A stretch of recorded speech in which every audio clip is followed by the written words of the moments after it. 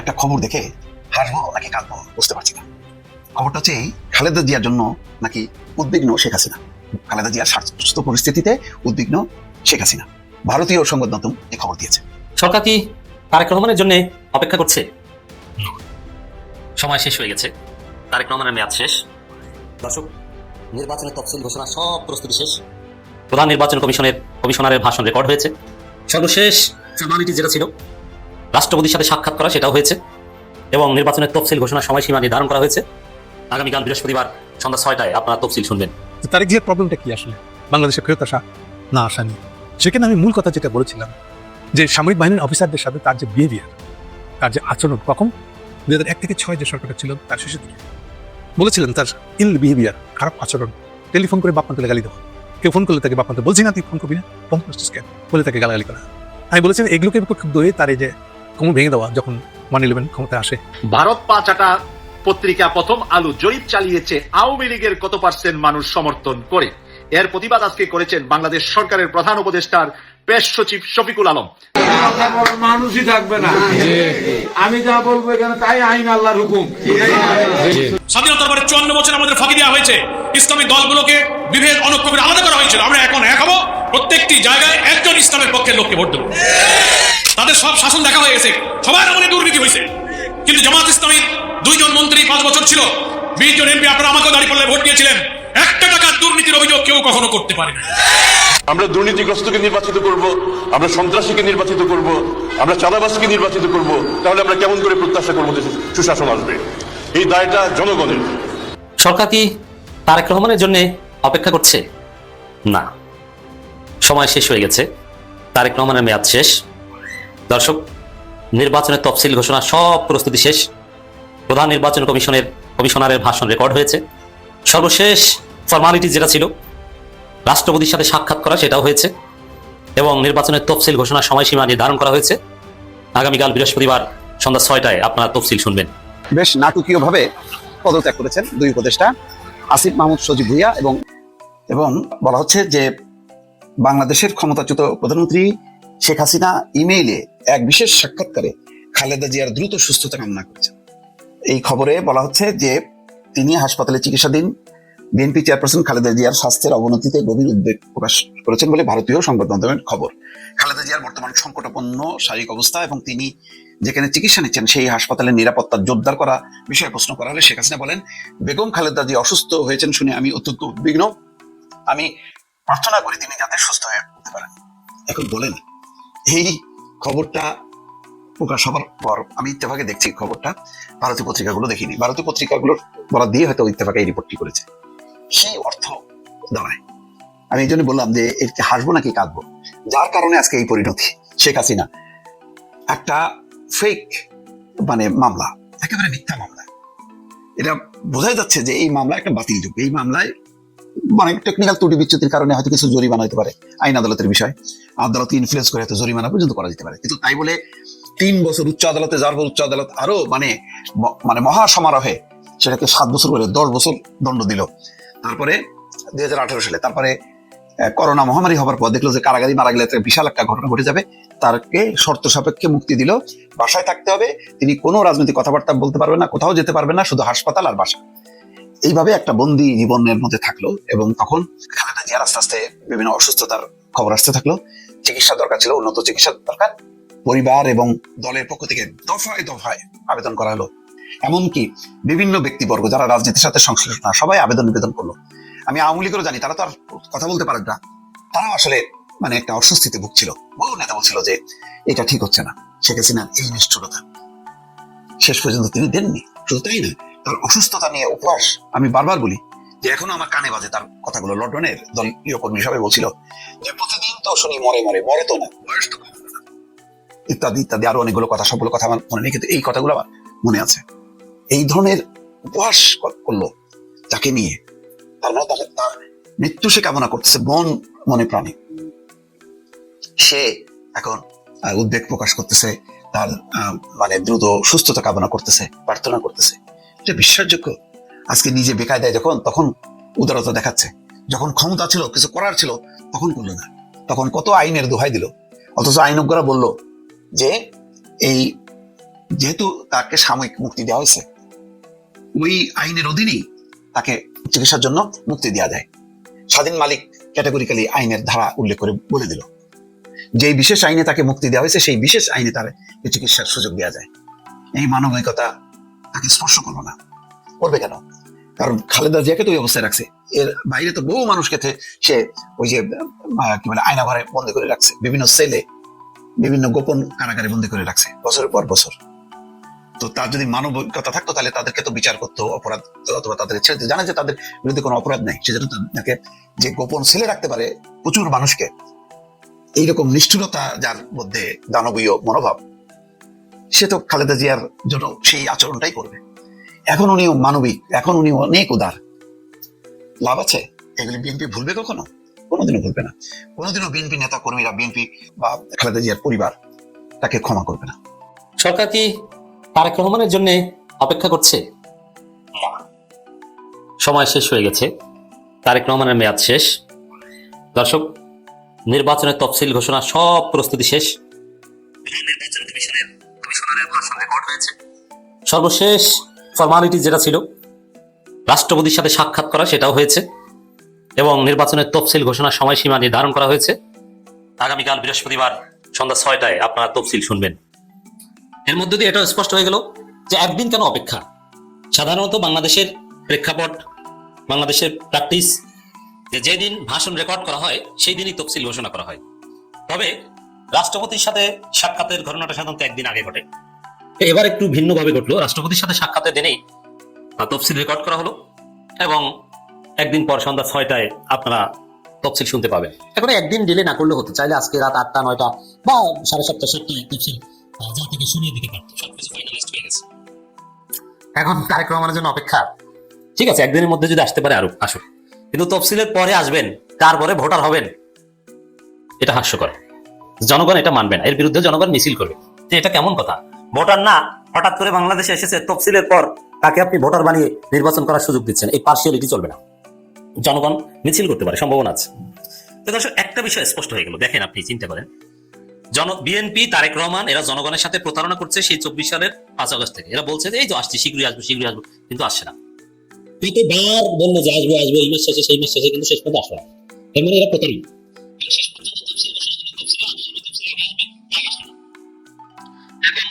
তফসিলের বাকি আছে 24 ঘন্টা, লেস দেন 24 আওয়ার্স। কারণ বাংলাদেশে আমি যখন কথা বলছি 7:15 প্রায়, এর মানে 23 ঘন্টার মতো বাকি আছে, বা 23 ঘন্টা 15 মিনিট বাকি আছে তফসিল ঘোষণায়। আপনারা হয়তো একটু লেটে শুনবেন। তো এই সময়ের মধ্যে ট্রাভেল পাস চাইবেন, কাগজপত্র সব ঠিক করে আসবেন, ব্যাগ গুছাবেন, এটা সম্ভব নয়। তাহলে তফসিলের আগে তারেক রহমানের আশা হলো না। তফসিলের আগে যে নেতা না আসতে পারবে, সেই নেতা তফসিলের পরে আসবে, এটা মনে করার কারণ নেই। আর আসলে জনগণ তাকে ভোট দিবে, এটা মনে করার কারণ নাই। বিএনপি যে কি পরিস্থিতি আছে একটু চিন্তা করেন। তাদের নেতা আসবেন কি আসবেন না, এটাই তারা স্পষ্ট বলতে পারে না। তাহলে আপনি চিন্তা করেন, আমরা বুঝতে পারছি যে জুবাইদুর রহমানকে এখন ডক্টর কামাল বানাবে, মানে আব্বা মানবে, এই কারণে জুবাইদুর রহমানকে পাঠিয়েছে। কিন্তু এটা প্রতারণা কেন? আগে ভাগে বলেন। বিএনপি তো এটা হতাশ হয়ে যাবে, তারাই তো হতাশ হয়ে বলবে যে এটা কিভাবে কি হয়, আসার কথা বলে আসলো না, হঠাৎ করে অমুকে হলো। এটা নিয়ে এরকম দ্বিধাদ্বন্দ্ব বা সন্দেহ সংশয় ঢুকে যাবে। তো এই জন্যে বিএনপি সিভিয়ারলি কঠিন পরিস্থিতিতে পড়েছে, এতে কোনো সন্দেহ নেই। যে তারেক রহমান বিহীন, তারেক রহমানকে রেখেই নির্বাচনের ট্রেন ছেড়ে দিচ্ছে। এখন আমরা বলতে পারি সর্বোচ্চ যে 24 ঘন্টা তারেক রহমানের জন্য অপেক্ষা, একটু সুযোগ দেওয়া হলো। এই 24 ঘন্টার মধ্যে পারলে আসেন, নইলে আপনি বাদ।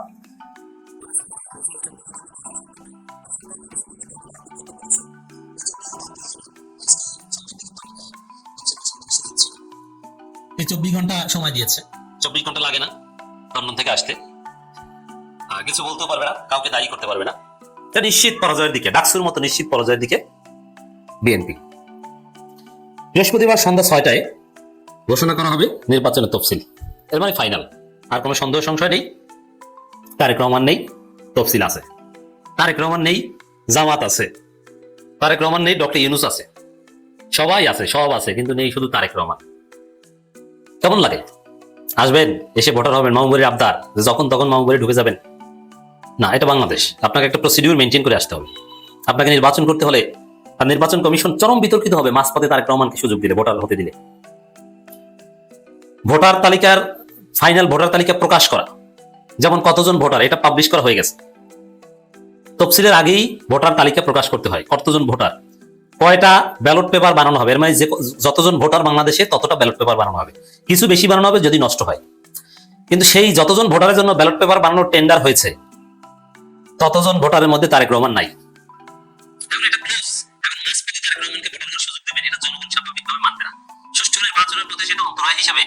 এবং তারেক রহমানের প্রতি আলাদা পক্ষপাত করছে নির্বাচন কমিশন, জনগণ বিষয়টাকে এভাবে দেখবে। অতএব তারেক রহমান আসছেন না, আর পরে আসলে ভোটার হওয়ার সুযোগ সম্ভবত সরকার দিতে পারবে না, নির্বাচন কমিশন দিতে পারবে না, দিলে তারা বেকায়দা করবে, সমালোচিত হবে, এটা নিয়ে বিক্ষোভ মিছিল হতে পারে। তখন ইতিহাসের সেরা নির্বাচন, শতাব্দীর শ্রেষ্ঠ নির্বাচনের যে কমিটমেন্ট সেটা থাকছে না। তাহলে আমরা ধরে নিতে পারি যে তারেক রহমান অধ্যায়ের সমাপ্তি, আগামী নির্বাচনে, ত্রয়োদশ জাতীয় নির্বাচনে তারেক রহমান অধ্যায়ের সমাপ্তি এই তফসিল ঘোষণার 3 ক্ষণ সময় ফাইনালাইজ করার মধ্য দিয়ে। ত্রয়োদশ জাতীয় সংসদ নির্বাচনে গণভোটের তফসিল বৃহস্পতিবার 11 সন্ধ্যায়। এখন গণভোট তো হচ্ছে, দেখেন এখানে আরো একটা মজার বিষয় আছে, আলু পেঁয়াজ সংরক্ষণাগার হয় নাই কিন্তু গণভোট হচ্ছে, এবং আলু পেঁয়াজ সংরক্ষণাগার তৈরি করার কোনো ঘোষণা ইউনূস দেননি, কিন্তু গণভোট করার ঘোষণা, গণভোটের দিনক্ষণের ঘোষণা আগামীকাল সন্ধ্যা 6টায় আপনারা শুনবেন। তাহলে তারেক রহমান যা বলে তা নাই, আর সব আছে, আলু পেঁয়াজও নাই, তারেক রহমানও নাই, কিন্তু গণভোটও আছে, তফসিলও আছে। বিকাল 4:11 নির্বাচন ভবনে বাংলাদেশ টেলিভিশন, বিটিভি, বাংলাদেশ বেতার প্রচার তফসিল ঘোষণা ভাষণ রেকর্ড করবেন প্রধান নির্বাচন কর্মী। এটা বিকাল 4টায় ঘোষণা করে 6টার মধ্যে এটা দিতে পারতো, এডিট মিনিট করে, ঠিক আছে, 8টার মধ্যে দিতে পারতো। ধরেন তারেক রহমানের জন্য 24 ঘন্টা সময় দেন, কিন্তু এই সুযোগ কাজে লাগাতে তার মনে হচ্ছে কপাল খারাপ। মূলত তারেক রহমান রাজনীতি 2008 সালে যখন লন্ডনে গেছেন তখনই শেষ হয়ে গেছে। দর্শক, এর আগে আপনারা জানেন যে সিইসি রাষ্ট্রপতির সাথে সাক্ষাৎ করেছে, সুষ্ঠু নির্বাচন করতে সব ধরনের সহায়তার আশ্বাস দিয়েছেন রাষ্ট্রপতি। রাষ্ট্রপতির তো আর সহায়তা করার কিছু নাই, আর আশ্বাস দেওয়ার মতো কিছু নাই, রাষ্ট্রপতি এখন পুতুল। এই রাষ্ট্রপতিকে নিয়ে অনেক জটিলতা আমরা দেখেছি, বাট এখন রাষ্ট্রপতি একটা প্রসিডিউরের মধ্যে আছে, তাকে বলতে হয়। তিনিও এখন বিপ্লবী, কারণ তিনি 5 আগস্টের পক্ষে বিবৃতি দেন এবং নানান কথাবার্তা বলেন রাষ্ট্রপতি, এবং তিনি সংবিধানের বাইরে গিয়ে জনগণের অভিপ্রায়কে ধারণ করে জুলাই সনদ আদেশও জারি করেছেন, অধ্যাদেশ না আদেশও জারি করেছেন। এর মধ্যে দিয়ে রাষ্ট্রপতি এখন ইউনূসের সঙ্গী হয়ে গেছে, সেনাপ্রধানও সব সঠিক লাইনে এসেছে, সবকিছু লাইনে সঠিক পথে, শুধু তারেক রহমান আর বিএনপি বেলাইনে। তারেক জিয়ার প্রবলেমটা কি আসলে বাংলাদেশে ফেরত আসা না আসা নিয়ে? সেখানে আমি মূল কথা যেটা বলেছিলাম যে সামরিক বাহিনীর অফিসারদের সাথে তার যে বিহেভিয়ার, তার যে আচরণ, কখন 2001 থেকে 6 যে সরকারটা ছিল তার শেষের দিকে বলেছিলেন তার ইল বিহেভিয়ার, খারাপ আচরণ, টেলিফোন করে বাপ মা তুলে গালি দেওয়া, কেউ ফোন করলে তাকে বাপ মা তুলে, বলছি না তুই ফোন করবি না, ফোন করছিস কেন বলে তাকে গালাগালি করা। আমি বলেছিলাম এগুলোকে ক্ষুব্ধ হয়ে তার এই যে কোমর ভেঙে দেওয়া, যখন 111 ক্ষমতায় আসে, 111 মঈনের সরকার যখন ক্ষমতা আসে, এইটারই সমস্যা, এখান থেকেই তার সঙ্গে তৎকালীন সামরিক বাহিনীর একটা সংঘাত তৈরি হয়। এখন বলবার সময় আমরা বলে ফেলি এটা জানি বা সেনাবাহিনী বনাম তারেক, না, এই শব্দটা সমস্যা করছে তো আমাদেরকে। সেনাবাহিনী না, পার্টিকুলার সময়ের সেনাবাহিনী, সেনা অফিসার যারা ক্ষমতা ছিল, এটার এক জিনিস। এই জন্য বলেছি সেনাবাহিনী শব্দটা, সেনা শব্দটা ইউজ করার আগে সামনে একটা বিশেষণ লাগাইতে হবে, কোন আমলের সেনাবাহিনী, সে সময় সেনা প্রধান কে ছিল, অন্তত এগুলো দিয়ে বলতে হবে আপনাকে। এটা না বললে শুধু সেনাবাহিনী শব্দটা ইউজ করে সারা জীবনের সেনাবাহিনী, এটা বুঝাই তো কোনো লাভ নাই, এটা তো বুঝাচ্ছেন না আপনি। কারণ সেটা বুঝাইলে তো যে তার বাবা, সেও তো সেনাবাহিনী, তাকে সেই বাবাকে গালি দিচ্ছে, বাবার সাথে তার সম্পর্ক, বাবার আমলের সেনাবাহিনীর সাথে বিএনপির সম্পর্ক নষ্ট হয়েছে, এরকম না। তাহলে আমাদেরকে অবশ্যই কোন সময় সেনাবাহিনীর কথা বলছি সেটা মিল করতে হবে। সেই সাথে বলেছেন সেই কারণে যখন মঈনদের সরকার শেষ হয়ে গেছে, 2009 সালে হাসিনা এসে গেছে, এমনকি মঈন এশিয়া, মানে মঈন তখনও এই পিলকাটা হত্যাকাণ্ড ঘটাই দিছে, হেল্প করছে ইন্ডিয়াকে, তার দায় দায়িত্ব সে পুরা পূরণ করে দিয়ে এরপর পলাইছে বিদেশে, আর আসলে দেশে। সেনাবাহিনী বলতে তারেকের সাথে যে সেনাবাহিনীর সংঘাত, সেটা তার মঈনের সেনাবাহিনী যেটা, হ্যাঁ সেই সময় শুধু মঈন না, আরো অনেক সেনা সিনিয়র অফিসার, খুব সম্ভবত যাকে নিয়ে এখন কথা হচ্ছে, যাকে নিয়ে গতকাল বা পরশুদিন কোন একটা সভায় অবসরপ্রাপ্ত সামরিক অফিসারদের সাথে তারিখের একটা ভার্চুয়াল বৈঠক অনুষ্ঠিত হয়েছে। এখন লোকজনে বাড়ায় বলতেছে, দাদা এটা কি আপনার জন্য হলো? ভাই বিনীতভাবে বলি না, এটা আমার জন্য হয় না, আর কেউ যদি ব্যাখ্যা করে সেটা ভুল। এটা আমাকে কাউন্টার করে কিছু যদি তারিখ চিন্তা করে থাকে সেটাও ভুল। মূল কথাটা বুঝে নাকি, মূল তর্কটা বোঝার চেষ্টা করে। সেনাবাহিনীর প্রসঙ্গে কথা বলতে গেলে কিছু এত বেজ ফ্যাক্ট আছে, বেজ একটা ভিত্তিমূলক তথ্য, সেটা মনে রাখতে হবে। তার মধ্যে একটা হলো যে যতই সেনাবাহিনীর বিরাট অফিসার হোক, সেনার প্রধানই হয়ে যাক না কেন, যেদিন থেকে উনি রিটায়ার হয়ে যান, পরের সপ্তাহে উনি যদি ফোন করেন আর্মিতে কাউকে, জুনিয়র, তারপর সাথে জুনিয়র, এই ফোন ধরতেও পারে নাও পারে। কেন এই সাইকোলজিটা হয় কেন? কারণ তখন যে সেনাপ্রধান সে মনে করে তুমি রিটায়ার হয়ে গেছো, তুমি আলগা মাতবরি করো, এখন আমি রাজা, আমার কমান্ড, তুমি আমার উপর শরীর তাই চুগার। This is the psychology. এটা শুধু সেনাপ্রধান বলে নয়, যারা কারেন্ট চলতি অবস্থায় সদস্য কমান্ডার আছে, তারা কেউই যে রিটায়ার হয়ে যায় তার সঙ্গে আর কোনো খাতিরদারি রাখেন না, ভদ্রতা করে, স্যার করে, সিনিয়র আপনি এসব বজায় রাখে, কিন্তু কখনোই তাদের উপর দিয়ে আপনাকে রুল করতে দিবে না, বা আপনার কোনো আইডিয়া তাদেরকে দিয়ে আপনি বাস্তবায়ন করানোর চেষ্টা করবে, এগুলো পাত্তায় দিবেন, একবারে কাছ থেকে যায় ভালাই দিবে। এটা হচ্ছে সাইকোলজি। সো এই বেস দিকটা মনে রাখবেন। তাহলে দুটো জিনিস এখানে বেস কথা হবে। একটা হলো যে রিটায়ার করে দেয় সে গণ, তার সাথে কোনো সম্পর্ক নেই, সেটা কোনো আইকিবির নাম বলে আপনি ডেকে নিয়ে আসেন, কিচ্ছু লাভ না।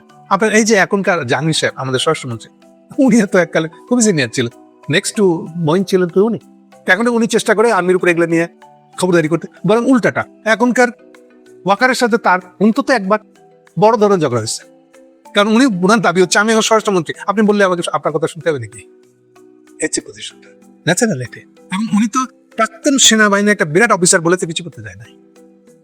ওনার পয়েন্টটা হলো যে আমি এখন ইউনুস সরকারের স্বরাষ্ট্রমন্ত্রী, ফলে আমাকে সেই পজিশন পেয়ে কথা বলতে হবে। আমি আগে আপনার সিনিয়র ছিলাম কি, আপনি এখন আমার উপর মাতবর কিনা, এগুলো কথা কইতে লাভ নাই।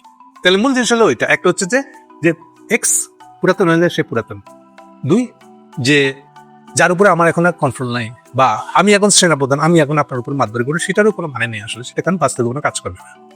তাহলে ওকে, এখন আসেন যে মূল কথা, যে তাহলে তারেকের সাথে সেনাবাহিনীর যে একটা ডিফারেন্স, সম্পর্কের মসৃণতার অভাব যদি এভাবে বলি, সেটা কি এখনো আছে? উত্তর হচ্ছে না, বড়দের একটা স্মৃতি হিসেবে আছে। কেন নাই? প্রধান কথা হলো তখনকার যারা ছিল, যার সঙ্গে তার মন কষাকষি শুরু হয়েছিল, আর হোয়াট এভার শুরু হয়েছিল, সেটা তো এখন নাই। তাহলে অ্যাকচুয়ালি আমি তখন বলেছিলাম সেদিন, আগের দিন যেটা বলেছিলাম, সার কথাটা কি আসলে? এটা সার কথাটা হলো এই যে এখন যারা ক্ষমতায় আছে, সিনিয়র যারা, এরাই তো হাসিনাকে ফলাইছে। ফলে আপনি তারে কেমন কিছু করতে পারেন না যে আপনার ঘাড়ে চড়ে এখন ইন্ডিয়া আসুক, এসে যারা সামরিক বাহিনী হাসিনাকে অপসারণ করছে, উঠা ফলা দিচ্ছে, তাদের বিরুদ্ধে এখন ইন্ডিয়ানরা অ্যাকশন নেই, আরেকটা ফিলখানা করুক। এই কাজে তারিকজার যদি ন্যূনতম কোনো সম্পর্ক থাকে, স্বভাবতই এই তারিকজার কপাল কষ্ট আছে। এবং এই কষ্টটা, এই কপাল খারাপের জিনিসটা আপনি পুরাতন যত আর্মি অফিসার ছিল তাদের নিয়ে না মিটিং করে বললেন মাপ চাইবেন না, এর সাথে কোনো সম্পর্ক নেই, দুটো সম্পূর্ণ আলাদা ঘটনা। আপনি বরং এটা ইজি যে আমি তো এখনকার সেনা অফিসার, আপনার সাথে তো আমার কোনো সম্পর্ক খারাপ হয় নাই, এর রিলেশন। মানে পুরাতন কি হয়েছিল ওটার জন্য কিছু হবে না। এখন যেটা ইম্পর্টেন্ট সেটা হলো আপনি ইন্ডিয়ান হাত ধরে এসে কি পিলখানা করবেন, that is a fundamental question, একেবারে মৌলিক কথাবার্তা। এটা শুধু তারিক না, এনিবডি, যে কেউ, এটা যদি জামাত হয়, এনসিপি হয়, যে কেউ এই আমলে এসে যদি বলে আমরা এখন ক্ষমতা যে ইন্ডিয়ার হাত ধরে ক্ষমতা যাব, এই কথাটা, এই পরিকল্পনা যার মাথায় থাকবে সে উৎখাত হবে, সে ক্ষমতায় বুঝতে পারবে না, তাতে পাবলিক থেকে ভোট দিয়ে ঘাট না থাকে। Clear? That is a fundamental জিনিস আসলে, যে এই কাজ করতে দিবে না আপনাকে। অন্তত ধরেন যে হাসিনাকে উৎখাত করছে, সে কি চাইবে? নিজের জীবনের মায়া আছে না তার, নিজের জীবনের প্রতি ভালোবাসা আছে না তার, সে কি চাইবে যে আমি এখন ক্ষমতায় আছি, এ সত্ত্বেও একজন লোক সকল নির্বাচিত বলে চলে যাবে, আর ইন্ডিয়ার হাত ধরে ক্ষমতায় বসতে চাইবে? আমি তাকে বসতে দিব? আত্মরক্ষা যেটাকে বলি আমরা, এই কারণ তো সে দিবে না। এইটা যে বুঝে না তার মাথার সমস্যা আছে। এটা হচ্ছে রাজনীতি বোঝা, এটা রাজনীতির বিষয়।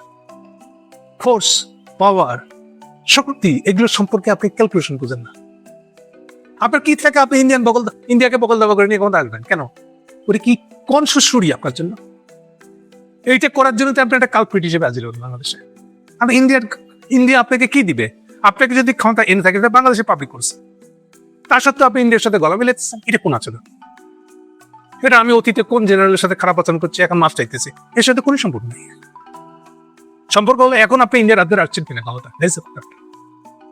ওই সাবেক অফিসারদের ডেকে নিয়ে এসে অনলাইনে আপনি মাপ চাইতেন, এগুলোতে কোনো ইমেজ পাবে না, আর এই ইমেজের সাথে কোনো সম্পর্ক নেই আপনার। সোজা কথাটা হলো আপনি ইন্ডিয়ার হাত ধরে বসে আছেন, that is the fundamental crime আপনার। আমি খুব খারাপ শব্দ ইউজ করেছি, এটা আপনার জন্য ক্রাইম হবে। এখন এটাকে ক্রাইম হিসেবে বুঝবেন কি বুঝবেন না, that is up to you, আপনার মেধার উপর নির্ভর করে। আপনি ইন্ডিয়ান দালাল হিসেবে ক্ষমতা আসতে গেলে পরে আপনি মাপ হবেন, মানে একদম বাংলা কথা বলছিলাম। আপনাকে যদি পাবলিক ক্ষমতা দিয়ে না থাকে, আপনি ইলেকশনে এই খাতিরের দরকার কি? এই সহজ কথাটা না বোঝার তো কিছু নাই। আপনি রিয়েলি যদি বাংলাদেশের পাবলিকে ভোট দিয়ে থাকে আপনাকে, মানে বুক ফেলে নিজে একা চলে আসবেন। পুরান আমলে কে কি হয়েছে না হয়েছে এগুলো কোনো কিছু ম্যাটার করবে না। এগুলো যতক্ষণ না বুঝবেন, যতক্ষণ আক্কেল না হবে আপনার, ততক্ষণ আপনি রাজনৈতিক নেতা হওয়ারই যোগ্য হবেন না। এটা হচ্ছে মূল কথা। Thank you. রাজনীতিতে বিএনপি এবং জামায়াত একেবারে বলতে পারি মুখোমুখি পজিশনে আছে। যখন প্রায় দু যুগের সম্পর্কে টানাপোড়েন সৃষ্টির পর মাঠে আওয়ামী লীগ নেই, তখন দ্বৈরথটা তৈরি হয়েছে বিএনপি এবং জামাতের মধ্যে। জামাতের কিছু কর্মকৌশল বিএনপিকে টাফ টাইম দিচ্ছে, আবার বিএনপিও নতুন চমক হাজির করতে চাইছে। এই বিষয়গুলো বিস্তারিত বলবো। পাশাপাশি আমাদের 24-এর যে বিপ্লব, সেই বিপ্লবের অন্যতম পোস্টার বয় মিস্টার মাহফুজ এবং আসিফ মাহমুদ সজীব ভুইয়া, আজ তারা পদত্যাগপত্র জমা দিয়েছেন এবং তফসিল ঘোষণার পর তা অ্যাক্টিভ হবে।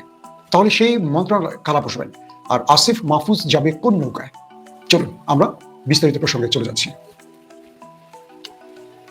প্রিয় দর্শক, প্রথমে যে খবরটি দিয়ে শুরু করতে চাই সেটি হলো আমাদের আসিফ মাহমুদ এবং মাহফুজকে নিয়ে। ইতিমধ্যে আপনারা সোশ্যাল মিডিয়া বা গণমাধ্যমের কল্যাণে জেনে গেছেন আমাদের এই দুজন গুরুত্বপূর্ণ উপদেষ্টা বা ছাত্র উপদেষ্টা বিদায় দিয়েছে এবং তাদের বিদায়টি প্রধান উপদেষ্টা বরাবর দেওয়া হয়েছে। প্রেস সচিব শফিক সাহেব বলেছেন তফসিল ঘোষণার পর তা অ্যাক্টিভ হবে। প্রশ্ন উঠেছে এই পদে বা মন্ত্রণালয়ের এই উপদেষ্টা পরিষদে কারা আসতে পারে। তবে প্রধান উপদেষ্টার নিকটজন বা বিশ্বস্ত কয়েকটি সূত্রের সাথে আমি টেলিফোনে কথা বললাম। তাদের সূত্রে এটুকু বুঝতে পেরেছি এখানে নতুন কোনো উপদেষ্টারা আসবেন না। হয়তো এখানে পূর্বে যারা উপদেষ্টা আছেন তাদেরকে নতুন করে দায়িত্ব দেওয়া হতে পারে। কয়েকটি সূত্রের দাবি, এটা এখনো কনফার্ম না, যেহেতু প্রধান উপদেষ্টা ডক্টর মোহাম্মদ ইউনূস কনফার্ম করেনি। তবে তার নিকটজন যারা, যাদের সাথে আমি কথা বলেছি, তারা বলেছেন যে brigadier general M Sakhawat Hossain আসতে পারেন মানে নতুন দায়িত্বে। তাদের তো পূর্বের দায়িত্ব রয়েছে, পাশাপাশি তাদেরকে অতিরিক্ত দায়িত্ব দেওয়া হতে পারে এম সাখাওয়াত হোসেন, আদিলুর রহমান এবং রেজওয়ানা চৌধুরীকে। এবং আসিফের মন্ত্রণালয় ছিল বেশ বড়, যুব, ক্রীড়া এবং স্থানীয় সরকার, গণপূর্ত সব। এখানে আসতে পারেন এম সাখাওয়াত এবং মাহফুজের স্থানে আসতে পারেন আদিলুর রহমান, আর যুব ক্রীড়ার বিষয়টিতে রেজওয়ানা আসতে পারেন উপদেষ্টা হিসেবে। আর দ্বিতীয় যে বিষয়টি সেটি হলো মাহফুজ এবং আসিফ কোন নৌকায় এবার ভিড়বেন তারা। আমি এ বিষয়ে আসিফের সাথে চেষ্টা করেছিলাম কথা বলে সঠিক তথ্যটা জানার, কিন্তু আসিফ এখন পর্যন্ত এই বিষয়ে স্পষ্ট করে কিছু বলেনি। বলছে ভাইয়া কোথায় যাই গেলে আপনারা দেখবেন, মানে একটু সারপ্রাইজ দিতে চাইছে আসিফ। মাহফুজের ক্ষেত্রেও একই অবস্থা। তবে কয়েকটি সূত্র, মানে আসিফের যারা নিকটজন, তাদের সূত্রগুলো বলছে যে নূরের গণ অধিকারও যেতে পারে আবার এনসিপিতেও আসিফের জায়গাটি। তবে আসিফ ঢাকা 10 থেকে নির্বাচন করতে পারেন, কারণ সেই জন্য তিনি তার কুমিল্লায় তো ভোটার ছিলেন আসিফ মাহমুদ সজীব ভুইয়া, সেটি তিনি ঢাকাতে ট্রান্সফার করে ঢাকা 10-এর ভোটার হয়েছে। তো সেই হিসেবে বোঝা যাচ্ছে আসিফ ঢাকা 10 থেকে নির্বাচন করতে পারেন। আর মাহফুজের বিষয়টি স্পষ্ট করে এখনো ক্লিয়ার সে বলেনি, তবে সেও নির্বাচন করবে, এটুকু বোঝা গেছে। তারা কি এর চেয়ে বড় কোনো সারপ্রাইজ হাজির করবে আসিফ বা মাহফুজ? তারা কি বিএনপি বা জামাতের মতো কোনো দলে যাবে? এই বিষয়ে প্রশ্ন করলেও তারা কোনো উত্তর দেয়নি। তার মানে নূরের গণ অধিকার বলি আর এনসিপি বলি, তার বাইরেও তাদের যাবার রাস্তা ওপেন আছে। তো শেষ পর্যন্ত আমরা দেখতে চাই তারা কোন নৌকায় ভেড়ে। দর্শক, আসছি এবার মূল প্রসঙ্গে বিএনপি এবং জামাতের যে বর্তমান অবস্থা, তাতে করে অনেক রকম তথ্য উপাত্ত আমাদের হাতে আসতে শুরু করেছে। প্রথমে একটি সূত্র বলছে যে বিএনপি হয়তোবা আরো 1 বছর নির্বাচন পেছাবার দাবি তুলতে পারে। সেক্ষেত্রে জামাত কি করবে? গত কদিন আগে এরকম ইঙ্গিত জামাতও দিয়েছিল। প্রায় 10-12 দিন আগে এরকম খবর আপনাদেরকে আমিও দিয়েছিলাম যে বিএনপি হয়তোবা নির্বাচন পেছাতে চাইতে পারে, কারণ একদিকে বেগম খালেদা জিয়া অসুস্থ, পাশাপাশি তারেক রহমানের বাংলাদেশে আসা এখন অনিশ্চিত এবং দলটার মধ্যে বলা যাচ্ছে একটু এলোমেলো অবস্থা হয়ে গেছে। তো এই পরিসরে বিএনপি নির্বাচন করবে বা করলে বিএনপি তার কাঙ্ক্ষিত জয় ছিনিয়ে আনতে পারবে, যেখানে জামাত এই মুহূর্তে মরিয়া হয়ে গেছে সরকারে বসার জন্য। বিএনপির কিছু সূত্র বলছে যে তারা ফেব্রুয়ারিতে নির্বাচনে যাবে, আর কিছু সূত্র বলছে অবস্থার পরিপ্রেক্ষিতে তারা কিছুটা পেছানোর দাবিও তুলতে পারে।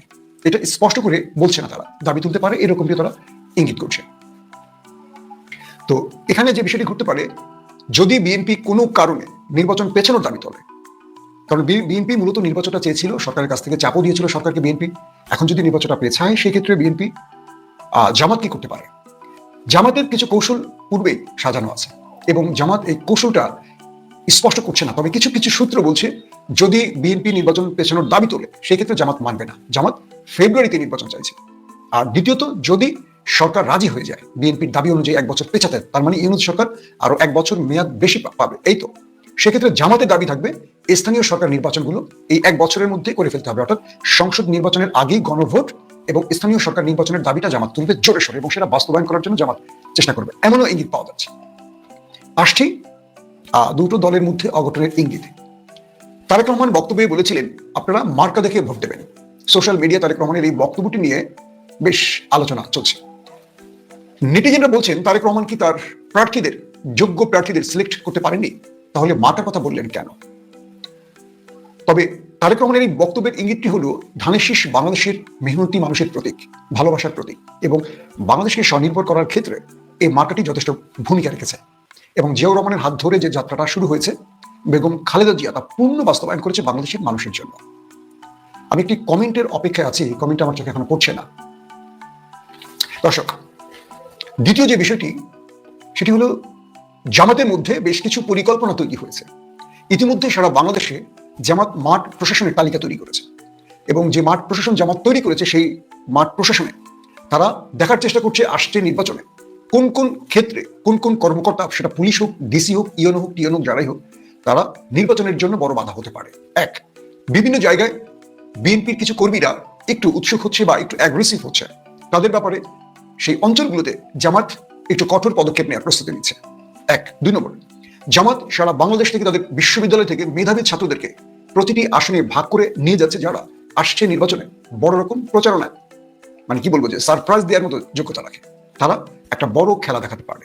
জামাত তার বিদেশ থেকে সকল মেধাবী যুবকদের টেনে আনছে। প্রবাসে জামাতের ভোট ব্যাংকটা খুবই স্ট্রং। কয়েকটি জরিপ বলছে বাংলাদেশ থেকে যেসব শ্রমিকরা বা যেসব প্রবাসীরা বিদেশে রয়েছেন, এবার পোস্টাল ভোটের মাধ্যমে তারা ভোট দিতে পারবেন। এই প্রথম বাংলাদেশে প্রবাস থেকে ভোট দেওয়ার সুযোগটি তৈরি হয়েছে। তো এই ক্ষেত্রে আমরা এটুকু বলতে পারি, বা যে জরিপটি জামাতের কাছে এসছে, যে অঘটনের কথা বললাম, দেখা যাচ্ছে 70% উপর প্রবাসী ভোট জামাতের পক্ষে যাচ্ছে, এটা জামাত বলছে। বাট প্রবাসী ভোটারদের ব্যাপারে বিএনপি কোনো জরিপ পরিচালনা এখনো করেনি, তার উত্তরও আসেনি। তবে গতকালকে প্রথম আলোর যে জরিপটি আসছে, এটা নিয়ে যথেষ্ট আলোচনার সমালোচনা তৈরি হয়েছে, কারণ প্রথম আলো এই জরিপটির মাধ্যমে একটি কৌশল ব্যবহার করেছে, তারা আওয়ামী লীগকে আবারও নির্বাচনে ফিরিয়ে আনার জন্য সেই চেষ্টাটি করেছে জরিপের মাধ্যমে। পাশাপাশি বিএনপিকে কৌশলে বিজয় করে দিয়েছে, অর্থাৎ বিএনপিকে এই বিজয়ের মধ্য দিয়ে তাদের আশা জাগানো, নাকি তাদেরকে নির্বাচনে বড় রকম কি বলবো, যে প্র্যাকটিক্যাল যে জিনিসগুলো তারা করে থাকে সেখান থেকে সরে যাওয়ার একটা কৌশল তৈরি করলো, না কোনো ফাঁদে ফেললো, এটা নিয়ে অনেকে আলোচনা শুরু করেছে।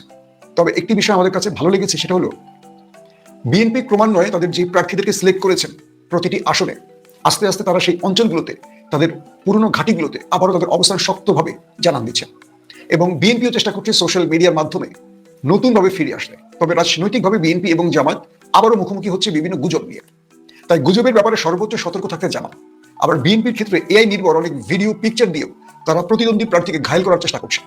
তো সবকিছু মিলে এই নির্বাচনে সবচেয়ে চমক নিয়ে আসতে পারে জামাত ইসলাম, কারণ জামাতের মিডিয়া উইং যে দাবিটি করছে যে তারা এখন পর্যন্ত তাদের 10% চমক মাঠে ছাড়েনি। তাদের মিডিয়া উইং এর প্রধান বা প্রচার সেলের প্রধান এহসানুল মাহবুব জোবায়ের, তিনি বললেন যে আমাদের প্রতি মুহূর্তে নতুন নতুন চমক আসবে, এবং ছাত্র শিবিরকে জামাত ইসলাম পুরোপুরি ব্যবহার করছে, এবং মেধাবী যুবকদের টেনে তারা অসাধারণ কিছু পোস্টার, ব্যানার, স্লোগান এবং নির্বাচনী গান প্রতিটি প্রার্থীর জন্য আলাদা চমক, এবং যে তরুণ প্রার্থীদের মাঠে নামিয়েছে জামাত, তাদেরকে এমন এমন ডাইনামিক পজিশনে নিচ্ছে যাতে করে বিএনপির পুরনো বা বয়স্ক নেতারা তাদের সাথে পাল্লা দিয়ে উঠতে না পারে। এখন বিএনপির জন্য চ্যালেঞ্জ হবে অন্যটি, সেটি হলো গত 15 মাসে তারা যা করেছে সে তাদের কর্মের উপরেই নির্ভর করবে আগামী ভোট ব্যাংক কোন দিকে ছুটবে। তবে বিএনপির আরেকটি চেষ্টা হলো তারা আওয়ামী লীগের ভোটটাকে তাদের পক্ষে নেওয়ার জন্য ভেতরে কাজ করছে, এবং বহু জায়গা থেকে এরকম খবর আসছে যে বিএনপির নেতারা বলছেন আওয়ামী লীগকে যে তোমরা যদি আমাদেরকে ভোট দাও, আমরা জয়যুক্ত হই, তবে আমরা একসাথে কাজ করব, তোমাদের বাড়িঘর, ব্যবসা বাণিজ্য, তোমাদের কর্মের জায়গাগুলোতে কেউ হাত দেবে না, আমরা দায়িত্ব নেব। এটি বলছে বিএনপির অনেক নেতারা, কারণ বিএনপির গত 15 মাসের কাজের উপর একটু আতঙ্কিত আছে আওয়ামী লীগ বা যারা পতিত স্বৈরাচার তাদের অনুসারীরা। এক্ষেত্রে বিএনপি আস্থায় ফিরে আসার জন্য চেষ্টা করছে। পাশাপাশি জামাত ইসলামও কম যাচ্ছে না, তারা আবার বাড়িতে বাড়িতে গিয়ে প্রচার করছে যে 15 মাসে তোমরা যে প্রোমো দেখছো বা টিজার দেখছো এই বিএনপির, 5 বছরে সেই টিজার যদি দেখতে না চাও, তবে তোমরা এমন পক্ষকে ভোট দাও যারা 15 মাসে তোমাদের উপর একটা টাচ করেনি, আঘাত করেনি, তোমাদের কোনো কিছু দখল করেনি। মনে রাখবা বাকি 5 বছর তারাও তোমাদেরকে নিরাপদে রাখবে। তো এই যে রাজনৈতিক অঘটনের কথা বলছি, এই অঘটনের সবচেয়ে বড় অঘটন ঘটতে পারে নির্বাচনের ডেট পেছাতে। তবে আজকে প্রধান উপদেষ্টার প্রেস সচিব মিস্টার শফিক ভাই বলেছেন নির্বাচন যথাসময় হবে, পেছানোর কোনো সুযোগ নেই। তাহলে দ্বিতীয় অঘটন কি হতে পারে? দ্বিতীয় অঘটন হতে পারে আসছে নির্বাচনে বিএনপি এবং জামাতের মধ্যে ব্যক্তিগত আক্রোশ বা নির্বাচনী কেন্দ্রগুলোতে যে লড়াই হতে পারে, এটা চরম আকার ধারণ করতে পারে। জামাত বলছে তারা বিএনপির আক্রমণকে সম্ভাব্যভাবে মাথায় রেখে তাদের প্রস্তুতি সাজিয়েছে এবং বিএনপি কেন্দ্র দখল করবে এই আশঙ্কা মাথায় নিয়ে তারা সেভাবে তৈরি আছে।